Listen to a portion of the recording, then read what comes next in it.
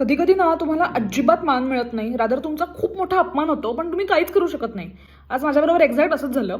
So long story short, माझी स्वतःची digital media marketing company आहे आणि मी आणि माझी टीम वेगवेगळ्या ब्रँड्सचं प्रोफेशनलचं सोशल मीडिया मॅनेज करतो.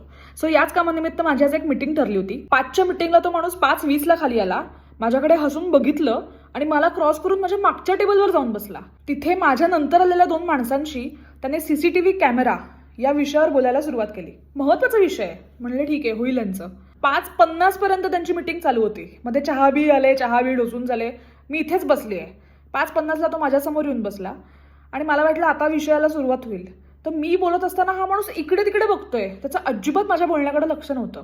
आणि ही मीटिंग त्याने ठरवली होती बरं का. म्हणजे त्याने आमंत्रण देऊन माझा अपमान करायचा असं ठरवलं होतं बहुतेक. आणि त्यात भर म्हणून ती सीसीटीव्ही वाली माणसं परत आली पिक्चरमध्ये आणि त्या माणसाशी परत बोलायला लागली.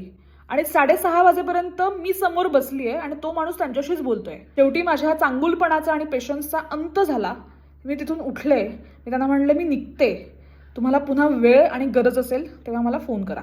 पण या गोष्टीवर जराही दिलगिरी व्यक्त न करता तो म्हणाला, ओके मॅडम. आणि तो त्या दोन्ही माणसांना घेऊन माझ्याच टेबलवर पुन्हा मीटिंग करायला बसला. इतका जोरदार पचका माझ्या आयुष्यात कधीच नाही झालाय आणि मी काही करूही शकले नाही. अशा सिच्युएशनमध्ये तुम्ही अडकला असतात तर तुम्ही काय केलं असतात मला प्लीज जरा सांगा.